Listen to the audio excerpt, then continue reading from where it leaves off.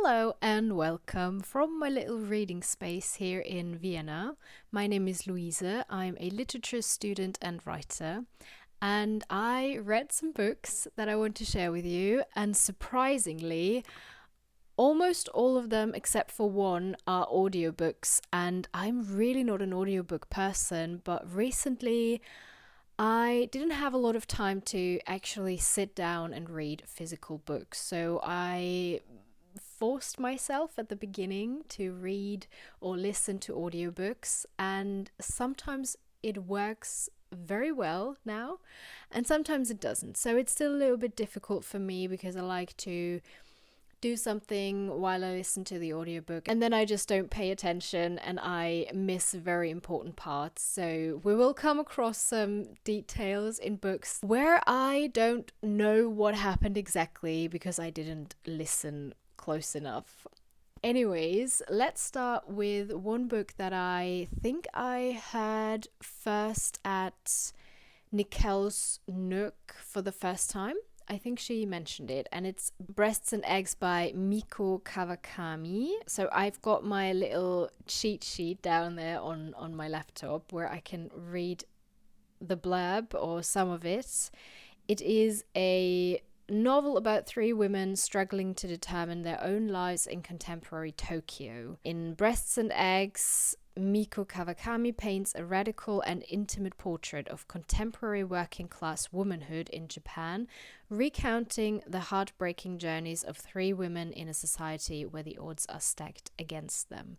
So it is about womanhood, about motherhood, and also the question of who am I if I'm not in a relationship, if I'm not sexually active, if I don't want to be a mother, if I want to be a mother but not with a partner, or like all the different possibilities. So I think the topics in this book are very, very interesting and super important to talk about. And I really loved hearing the characters' different thoughts and also the thought process. I was a little bit on a false track at the beginning because you get the main character's perspective but also her niece's diary entries, and I really love the diaries, and all of a sudden there were no more of those diary entries, and I really felt like this was such an interesting perspective as well from this very young girl, becoming a teenager, going through puberty, all the different questions that you have when you're so young. And I was a little bit misled also by the fact that it started out with the main character's relationship to her sister and also to her niece, and that felt very, very important at the beginning, and then it kind of faded out. And I mean, maybe that was just how life went, that she didn't have a lot of contact with her anymore, but I really wanted to know more about their relationship and also her sister's story, and I was a little bit sad that that just kind of faded out and didn't continue. For me personally, it was like it was a really good book. I like the topics. It was slow paced, sometimes a little bit too slow for my taste. So with the beginning where I felt like I thought it would go into a different direction, I would give it a 3.5 out of 5 stars. And also, like I said, I missed some parts.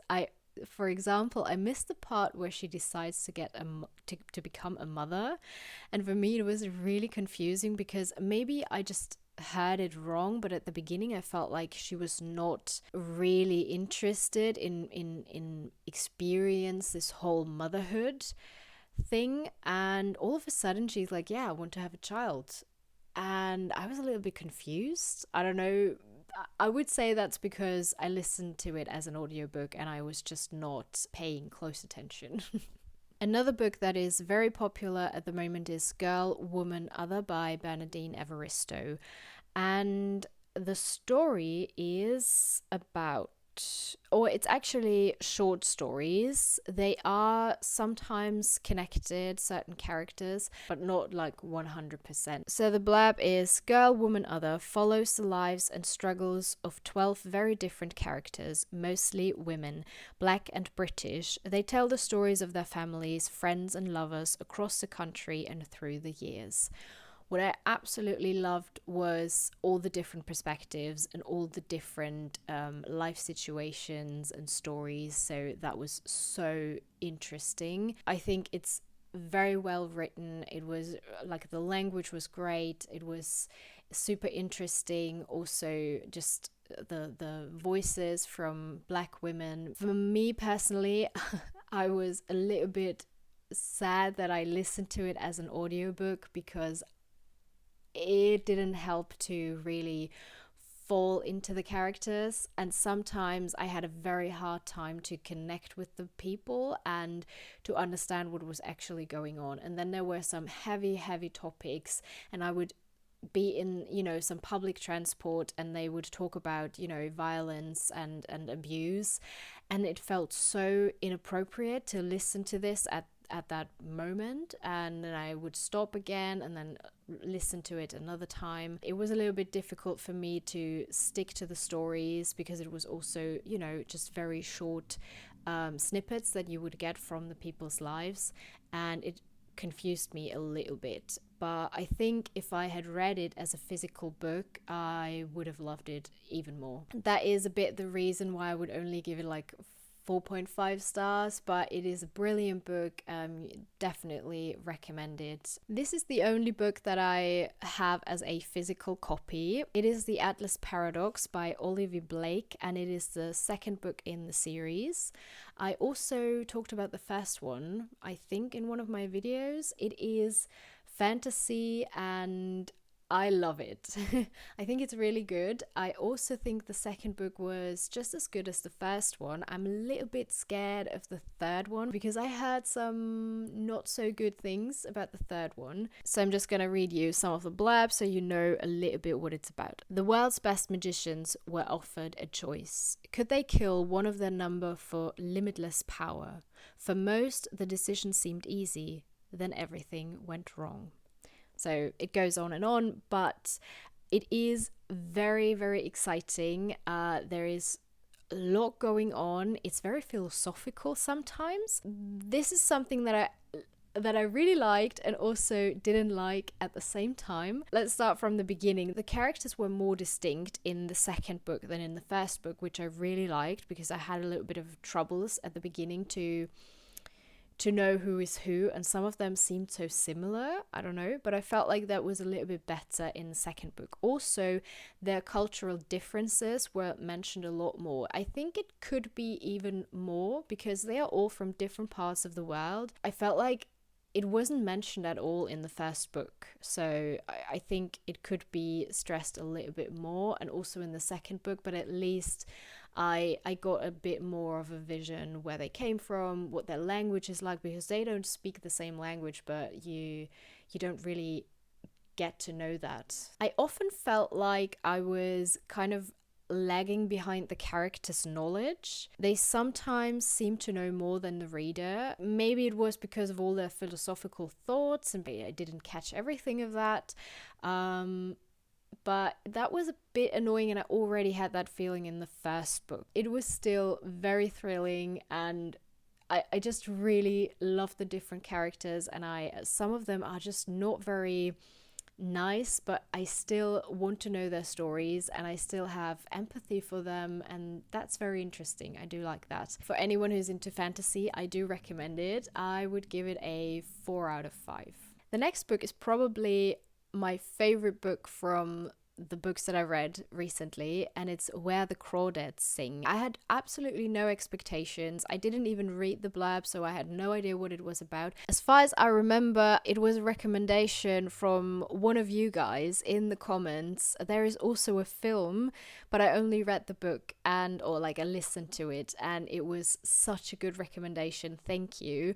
I absolutely loved it. Where the Crawdads Sing is a 2018 coming-of-age murder mystery novel, and the story follows 2 timelines that slowly intertwine. The first timeline describes the life and adventures of a young girl named Kaya as she grows up isolated in the marshes of North Carolina. The second timeline follows an investigation into the apparent murder of Chase Andrews, a local celebrity of Barclay Cove, a fictional coastal town of North Carolina.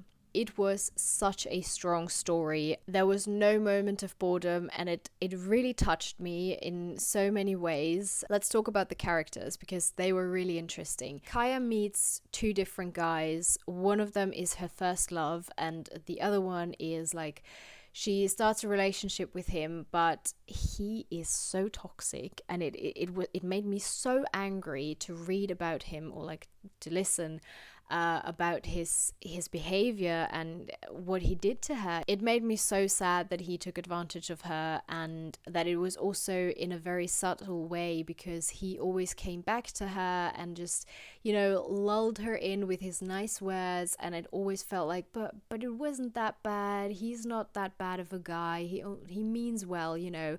And this is so problematic. The other guy has some certain traits that are also not very great, but I do like their friendship, and it is very subtle. I love their love story as well. But the book definitely shreds your heart several times, so it is a roller coaster emotionally. The story is so intense, which is a quality of the book, and I really like how it was done. The pacing was very slow. It's not like there is a lot of stuff happening, but it was still so interesting and not boring at all. The only thing I would criticize maybe, or something that I didn't need personally, her story goes on beyond a point where I was like, I don't want to know that. Like, can we please just end with the happy ending? And then, because there was so much going on and so much cruel things, and for the sake of my emotional well-being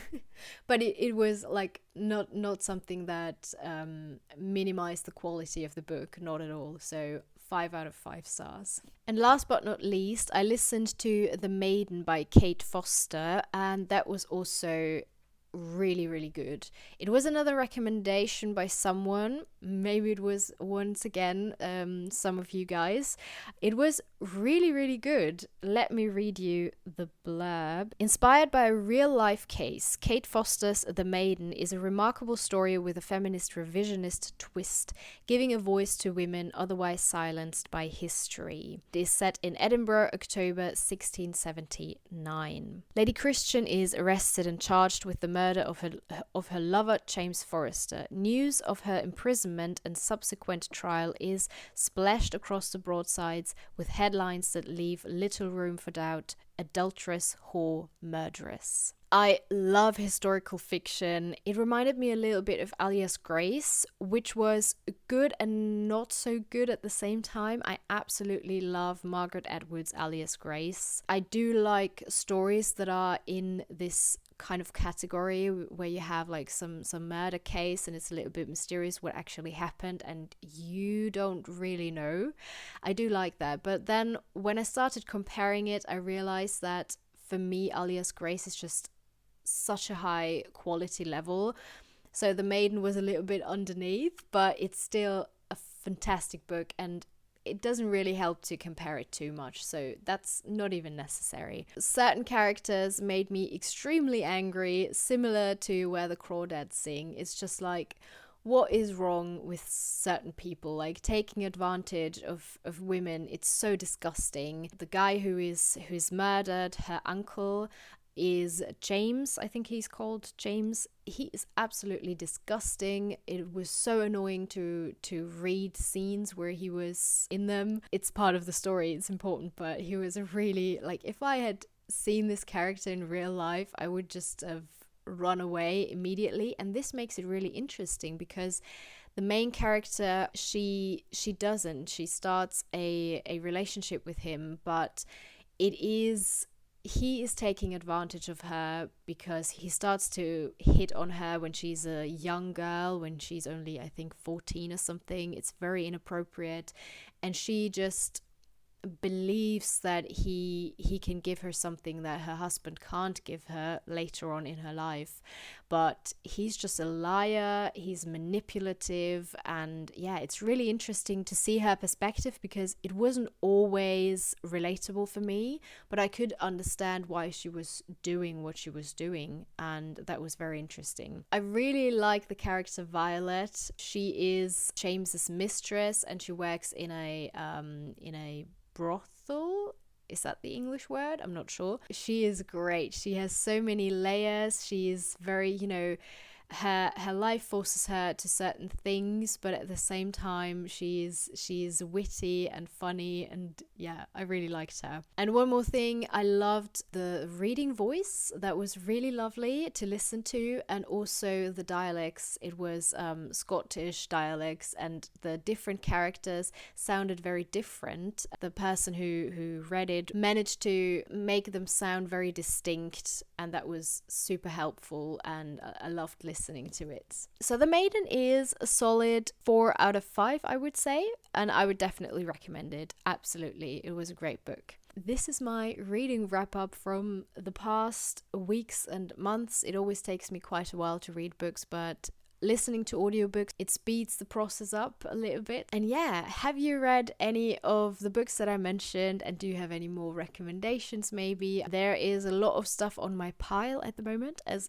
always. I'm still reading Kafka on the Shore by Haruki Murakami. I started this, I think, in April or even May, I'm not sure. And I'm still not done with it, because there were lots of books that I read in between.